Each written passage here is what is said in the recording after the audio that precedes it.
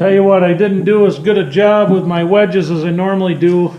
I got off a little bit on them, different widths and not exactly square across like they should be, but that's all right. It's going to sit in the shop. I'll probably be the only one who ever really notices it, but that will drive me absolutely nuts. But you see, we got a really nice tight fit on our tenon and our mortise joint, which is more important to me than those wedges as long as they hold.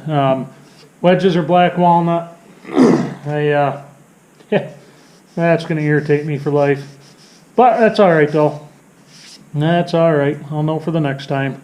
I can't tell you the last time I've put wedges in to hold tenons. I don't do it often. And you're doing furniture work, though, you end up doing that.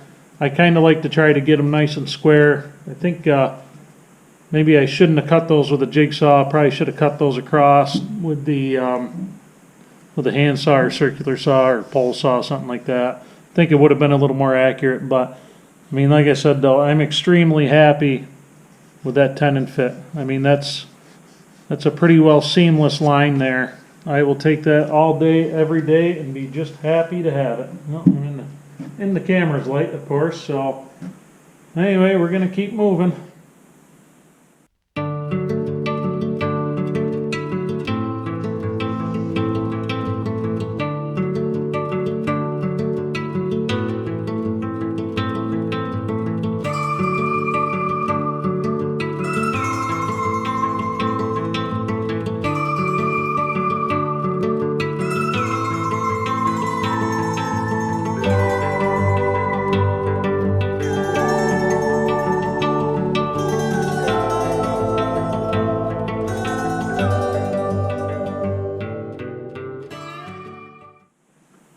Well, we are pretty well out of time for tonight, but hopefully you guys can kind of get the idea where we're going here. This is one side of our planer stand.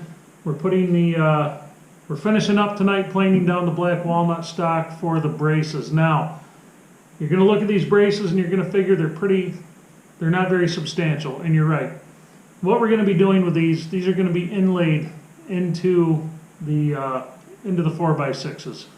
So you'll be able to see the end grains on top of this thing. You'll be able to see it on the leg. We're going to do kind of an old style timber frame joint here. You don't see it used a lot, but they used to use it in a lot of very old frames. It kind of allows you to put the brace in after the fact. Sometimes you can see them as a half dovetail. I've never been good at that and getting it all to go together. So we're going to try this out, and it should be fun.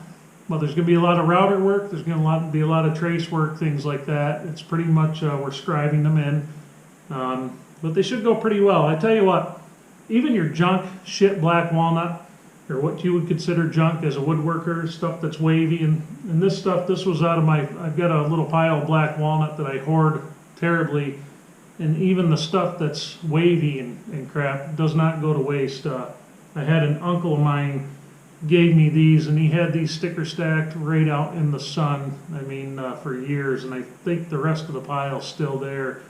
So a lot of the boards I took had a lot of issues, but stuff like this little stuff, it's not so bad. We're going to leave these a little proud when we go to inlay them in, so I can sand it all flush with the belt sander.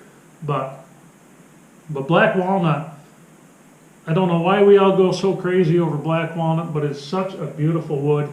You get the colors right, things like that. If you guys watch Out of the Woods, Nathan, he is always, black walnut's his bread and butter. He's always milling black walnut, and it's always beautiful stuff. I love it when I can get some black walnut. And up here in the Northeast, where I live anyway, you don't get it a whole lot. I mean, it breaks your heart when you see somebody take 12-inch rounds and split them into firewood, and then you offer to trade them some good firewood for their black walnut. No, this stuff burns great, you know, and it's like, oh, you're breaking my heart here. I would give you one of my kids for that black walnut. Not seriously, but it could make for a funny story. But anyway, we're going to be working on this tomorrow, so it'll be in the next video, and you guys should see it Monday. This video will be up. It'll be Sunday, so it's Saturday night here. Actually, it's Sunday morning now, but that is where we are at. I hope you guys enjoyed this one. My wedge work on these tenons was not my best. Mistake I made, and I was I don't know why I didn't do it this way.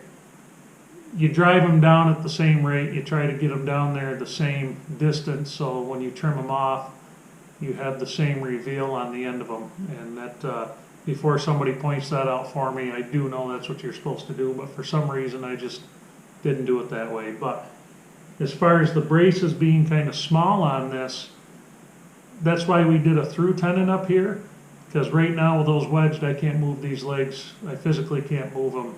They're in there that tight.